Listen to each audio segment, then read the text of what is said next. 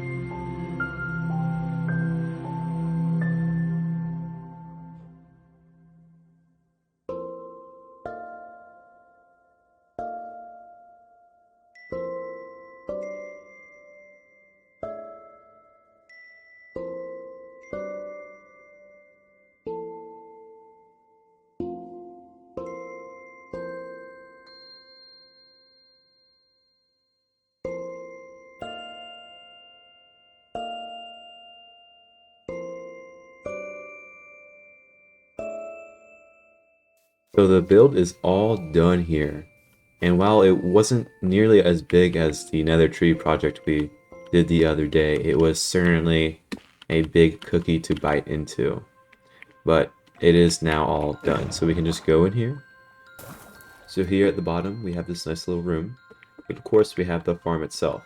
And now, this farm was designed by Tenable Slime.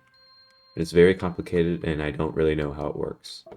What I do know is all you have to do is click the note block and get you some saplings, and then you can just plant it and it works. So we're in free cam now just to see how the farm works, and what happens is that after the tree gets grown, the logs eventually come out of the farm in this kind of single file line. And what we do is we snag a pulse from the farm and we just route it to this TNT duper, which eventually blows up the logs. The logs explode, fall down into the water, and eventually get collected. So let's see how many logs we've collected so far. Even though we haven't been doing it for very long, this is quite a bit, especially for cherry. So we're encountering a problem here where this piston is just not getting powered in order to send out this little stream of logs in order to get exploded. And I'm not sure what the issue is, because it does seem like this repeater is getting powered and the signal should be sent along to the other piston. And so I'm not really sure what's happening, but I think we can fix the issue if we can just come over here and change the power on this every once in a while. And I think we can do that by just yoinking some updates from this moving block and then send the signal along, power the repeater. So if we look, oh yep, the piston's now being powered and the log is being pushed along.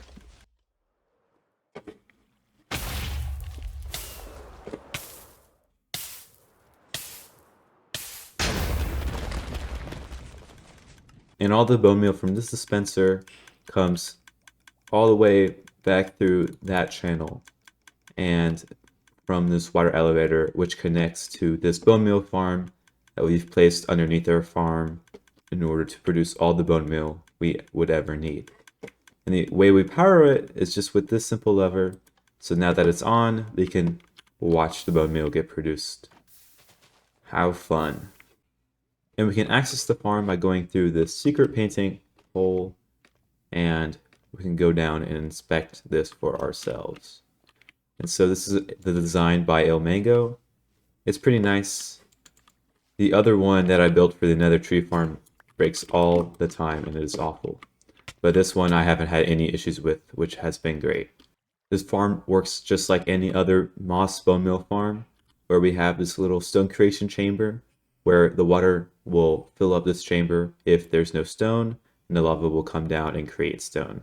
And all that gets pushed into the moss, and when you push the block into moss, the moss breaks. So even though the farm is finished, there is still a lot of work to do. Most importantly, this still is just a giant hole in the ground. And so we're just going to do the old usual, cover it up and build something nice on top of it. And so we can get straight into doing that.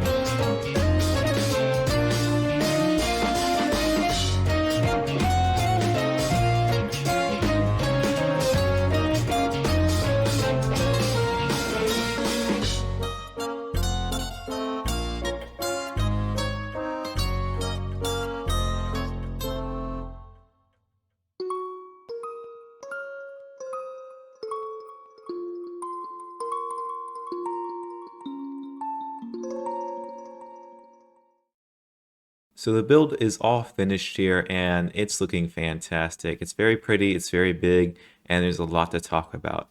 Firstly, look at the shape. It's not a perfect circle, and it's definitely not a square. It's actually an octagon. It's based off a real-life house called the Armour Steiner House in New York, and it's an octagon, and that forces us to do a lot of things. So we have our normal windows here, and we have our weird windows here, which look normal from this direction from the front. However, if we turn to the side, it looks really weird. However, since we're only going to be looking at it from the front and not the side, and that's where the thumbnail is going to come from, it's really not a problem. Another thing about this house is that there are a lot of lodestones in it. And until very recently, they used to cost a whole netherite ingot just to make one of these blocks. However, very recently, in the newest snapshots, Mojang changed the crafting recipe into iron. And because of that, we were able to afford such a beautiful little ornamentation block that matches all the smooth stone. And even though we're not in that update yet, I just used a little data pack because it's basically in the game already, so who cares? Another building trick that we use in this build comes from the newest update, the creaking update, where we use these pale moss carpets to create these little growth on the walls. And that does a lot for the build in such a subtle way. So in the real life house that this build is based off of, the roof has a very, light blue color to it. It's kind of a color in between clay and light blue terracotta. And it's a color that we really don't have in the game. And so we had to make do with this kind of transition between the clay and the light blue terracotta. However, it's pretty hard to do that in the base game right now because there just simply isn't a lot of blue colors, and especially not a lot of blue colors when it comes from transitioning from a gray to a blue. However, this new pale carpet does a lot to help us here because, just to do a little demonstration, we have our tuff, and then we have the next bluest color, which is this polished tuff. And then we finally have the light blue terracotta. And if you blur your eyes a little, it seems like a nice transition from the tuff to the light blue terracotta. However, it's not perfect, especially with these kind of hard corners that the polished tuff has. However, what the pale carpet does is that it has this nice little growth to it, especially when you have this kind of 2.5 block tall growth to it. It adds a very nice transition from the grays to the blues. And if you take a look from it far away, it does a lot more into helping that transition. However, it does necessitate this light blue blocks being farther back than these other blocks. However, since we have kind of a domed sloping roof on the build, it simply wasn't much of an issue. And we can see that we've made a liberal use of this technique all across the building, all across the dome, and it really helps out at the end of the day. So when we head on side here, we can see that the interior is very colorful. We have these nice deep reds and we have these nice deep purples taking advantage of the cherry wood here. And if we go up to the top floor, we have a very pink room with these pink alternating stripes, and it's fully furnished and it's just looking pretty good. But could you look at the time? It is now the night of day 999. So in the morning when the sun rises, it'll become day 1000 and we'll have survived 1,000 days in hardcore Minecraft. So the sun is getting pretty high now. Oh, and there it is. It is now officially the 1000th day survived in this world.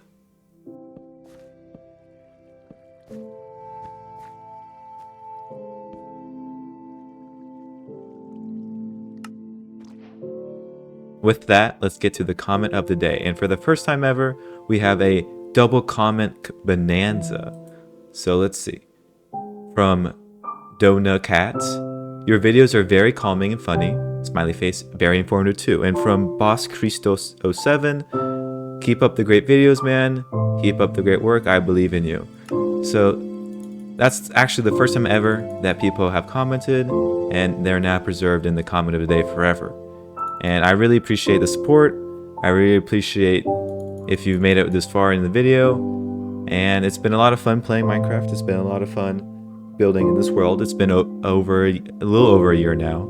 And I can't wait to do a little bit more. So with that being said, it's now the end of the episode.